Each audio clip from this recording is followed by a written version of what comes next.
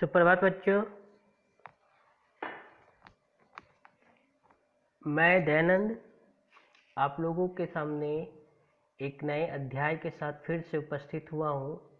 हिंदी साहित्य के नए अध्याय संख्या 12 के साथ, और इस अध्याय संख्या 12 का शीर्षक है हमारे राष्ट्रीय प्रतीक। हमारे राष्ट्रीय प्रतीक यह, चूँकि यह वीडियो इस नए अध्याय का पहला भाग है, तो हम लोग पहले पढ़ने का अभ्यास मतलब रीडिंग प्रैक्टिस करेंगे और फिर इसके बारे में आगे आने वाले वीडियो में चर्चा करेंगे इसका। ठीक है, तो चलिए रीडिंग प्रैक्टिस मतलब रीडिंग प्रैक्टिस पढ़ने का अभ्यास करते हैं, शुद्ध शुद्ध पढ़ने का अभ्यास करते हैं। हमारे राष्ट्रीय प्रतीक। ओके, इसमें जैसा कि आप देख रहे, यह एक लेख है। हमारे भारत देश में जो हमारे देश का जो राष्ट्रीय प्रतीक है, बहुत सारे राष्ट्रीय प्रतीक है हमारे। ठीक है, उसी के बारे में हम लोग को पढ़ना है। ठीक है, इसमें ये अध्याय या रीडिंग प्रैक्टिस स्टार्ट करने से पहले देखिए, इसमें लिखा हुआ है मार्क ट्वेन के द्वारा। क्या लिखा है? उन्होंने लिखा है कि भारत मानव जाति का पालना है। अब आते हैं अध्याय पर, इस पाठ पर। राष्ट्रीय प्रतीक किसी भी देश की पहचान होते हैं। यह एकता, स्वतंत्रता और अखंडता के विषय में बताते हैं। हमारे देश को 15 अगस्त 1947 में अंग्रेजी राज से स्वतंत्रता मिली थी। उसमें पहले हमारा कोई भी उससे पहले हमारा कोई भी राष्ट्रीय प्रतीक नहीं था। हमारा राष्ट्रीय प्रतीक अंग्रेजों से आज़ादी के बाद जो है मिली, स्वीकृति उसे दी गई और राष्ट्रीय प्रतीक के रूप में अपनाया गया। हमारे राष्ट्रीय प्रतीक इस प्रकार से हैं। पहला है राष्ट्रीय चिन्ह। राष्ट्रीय चिन्ह, हमारा राष्ट्रीय चिन्ह अशोक स्तंभ है, जिसे भारत सरकार ने 26 जनवरी 1950 में अपनाया था।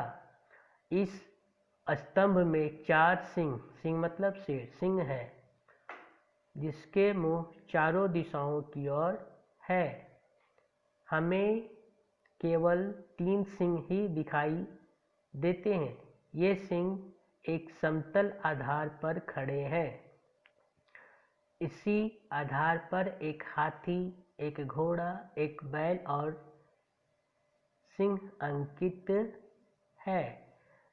सामने की ओर घोड़े और बैल के मध्य एक चक्र है। इस चक्र के नीचे सत्यमेव जयते लिखा है, जिसका अर्थ है सत्य की ही विजय होती है।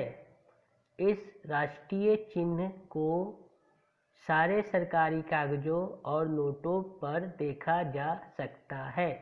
अगला जो हमारा राष्ट्रीय प्रतीक है वह है राष्ट्रीय ध्वज। तिरंगा हमारा राष्ट्रीय ध्वज है।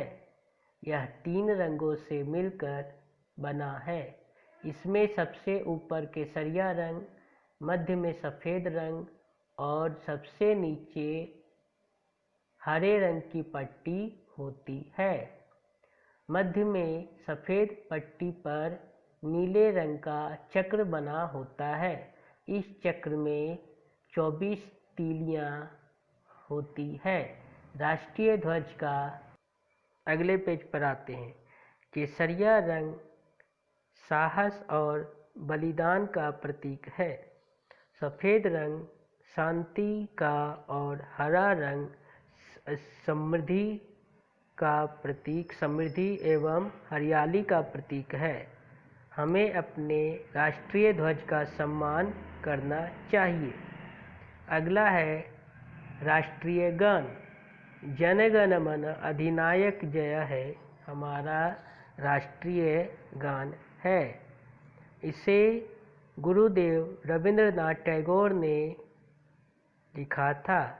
यह सबसे पहले 27 दिसंबर 1911 को कोलकाता के अधिवेशन में गाया गया था।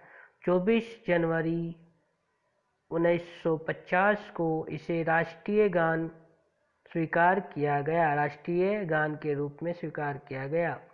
राष्ट्रीय गान गाने समय हमें सावधान की स्थिति में खड़े होना चाहिए। इस समय हिलना डुलना या बातचीत करना नहीं चाहिए, इसका अपमान माना जाता है। इस समय हमें राष्ट्रीय गान गाते समय सावधान की स्थिति में खड़ा रहना चाहिए और किसी से बात नहीं करना चाहिए। अगर ऐसा करने पर राष्ट्रीय गान का अपमान माना जाता है। पूरा राष्ट्रीय गान 48 सेकंड से 52 सेकंड के समय में गाया जाना चाहिए। मतलब राष्ट्रीय गान गाते समय इस बातों का ध्यान रखना चाहिए और राष्ट्रीय गान को पूरा गाने में 52 सेकंड का समय लगता है। अब आते हैं राष्ट्रीय गीत पर।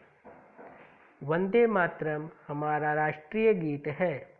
इसे बंकिम चंद्र चटर्जी ने सन 1882 में अपनी पुस्तक आनंद मठ में संस्कृत में लिखा था। राष्ट्रीय गीत और राष्ट्रीय गान की भांति सम्माननीय है। इसे पहली बार सन 1896 में कांग्रेस के अधिवेशन में गाया गया था।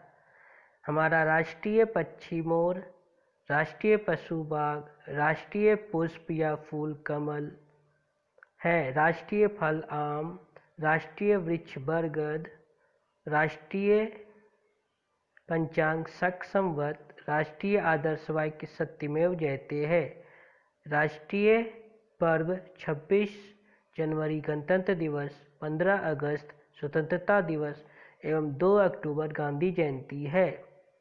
ये सारे राष्ट्रीय प्रतीक हमारे देश की संस्कृति और सभ्यता की पहचान है। हमें इस प्रतीकों का सम्मान करना चाहिए और हमें इस पर गर्व होना चाहिए और गर्व करना चाहिए, क्योंकि यह हमारे देश की पहचान है। हमारे देश की पहचान इन्हीं सारे राष्ट्रीय प्रतीकों से है।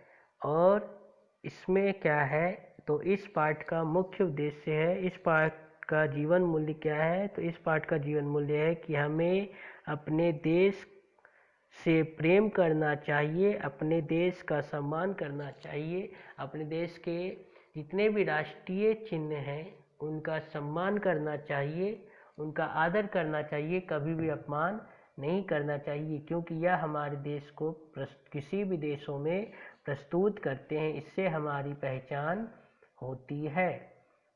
तो बच्चों, यह जो है इस अध्याय का यह पढ़ने का अभ्यास है।